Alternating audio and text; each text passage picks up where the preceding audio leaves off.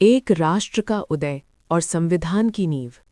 साल 1947 भारत के इतिहास का वो मोड़ जहां सदियों की गुलामी की जंजीरें टूटने वाली थी। लेकिन स्वतंत्रता की उस सुनहरी सुबह के साथ एक बहुत बड़ा सवाल भी खड़ा था।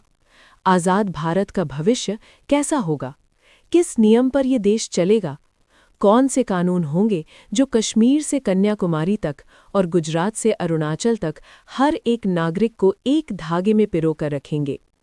अंग्रेज़ों का शासन खत्म हो रहा था, लेकिन अब बारी थी खुद को शासित करने की, खुद को एक ढांचा देने की। यही वो समय था जब भारत ने अपने सबसे महत्वपूर्ण ग्रंथ को लिखने की कलम उठाई, वो ग्रंथ जिसे हम भारत का संविधान कहते हैं। दिल्ली की फिजाओं में सियासी सरगर्मियां तेज थीं। संसद भवन का वो सेंट्रल हॉल जो आज भी गवाह है उस ऐतिहासिक मंथन का, वहां देश के कोने कोने से विद्वान, वकील, स्वतंत्रता सेनानी और विचारक इकट्ठा हुए थे। उनका मकसद केवल एक किताब लिखना नहीं था, बल्कि एक ऐसे जीवित दस्तावेज को जन्म देना था जो आने वाली सदियों तक भारत के लोकतंत्र की रक्षा कर सके। ये कोई आसान काम नहीं था। भारत जैसे विशाल, विविधतापूर्ण और जटिल देश के लिए नियम बनाना मानो समुद्र की लहरों को मुट्ठी में कैद करने जैसा था। लेकिन इस असंभव से दिखने वाले काम को संभव बनाने के लिए एक सभा का गठन हुआ, संविधान सभा।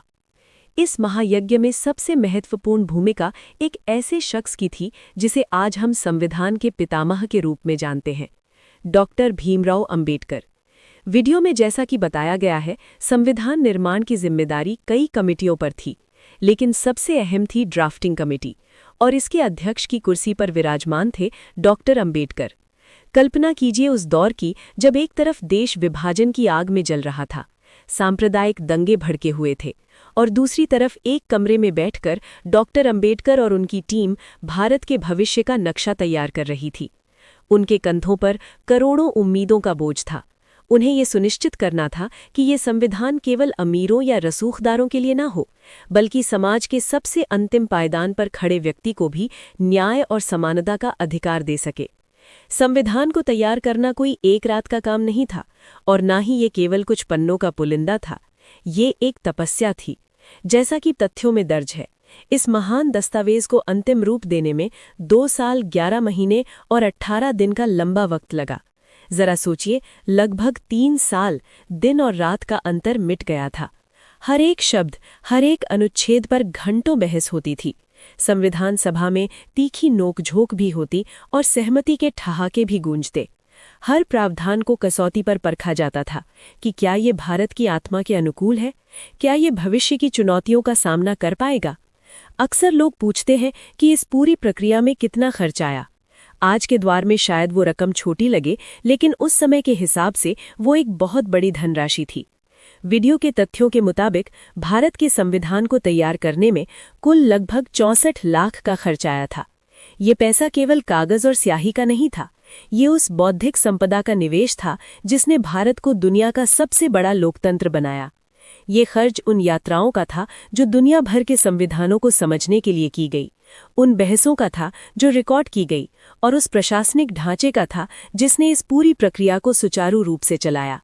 जब हम डॉक्टर अंबेडकर के नेतृत्व की बात करते हैं तो हमें उनकी दूरदर्शिता को नमन करना पड़ता है। उन्होंने ड्राफ्टिंग कमेटी के अन्य सदस्यों के साथ मिलकर एक ऐसा मसौदा तैयार किया जो न केवल कानूनी रूप से ठोस था, बल्कि सामाजिक रूप से भी संवेदनशील था। उन्होंने पहले ही भांप लिया था कि भारत को एक मजबूत केंद्र की जरूरत है, लेकिन साथ ही राज्यों को भी अपनी शक्तियां चाहिए।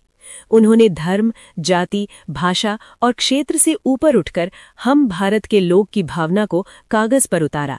लेकिन क्या संविधान केवल वकीलों द्वारा लिखा गया एक नीरस दस्तावेज था? नहीं, ये तो भारत की कहानी थी। जब ये बनकर तैयार हुआ तो ये दुनिया का सबसे लंबा लिखित संविधान बन गया। इसके मूल रूप में 395 अनुच्छेद, 22 भाग और 8 अनुसूचियां थीं। इसकी विशालता का अंदाजा इसी बात से लगाया जा सकता है कि इसकी मूल प्रति में ही 251 पन्ने थे। ये केवल लंबाई की बात नहीं थी, बल्कि गहराई की बात थी।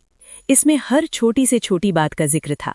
सरकार कैसे बनेगी, चुनाव कैसे होंगे, अदालतें कैसे काम करेंगी, और सबसे जरूरी, एक आम नागरिक के अधिकार क्या होंगे। जैसे जैसे समय बीत रहा था, 1949 का साल अपने अंत की ओर बढ़ रहा था। तारीख थी 26 नवंबर 1949। सर्दियों की उस सुबह संविधान सभा ने आखिरकार इस दस्तावेज को अपनाया। ये वो दिन था जब भारत ने खुद को एक संप्रभु राष्ट्र घोषित करने की दिशा में पहला औपचारिक कदम उठाया। इसीलिए आज हम 26 नवंबर को संविधान दिवस के रूप में मनाते हैं, जिसकी शुरुआत 2015 में हुई। लेकिन कहानी अभी खत्म नहीं हुई थी। संविधान को अपना तो लिया गया था, पर इसे पूरी तरह लागू करने के लिए एक खास तारीख का इंतजार था।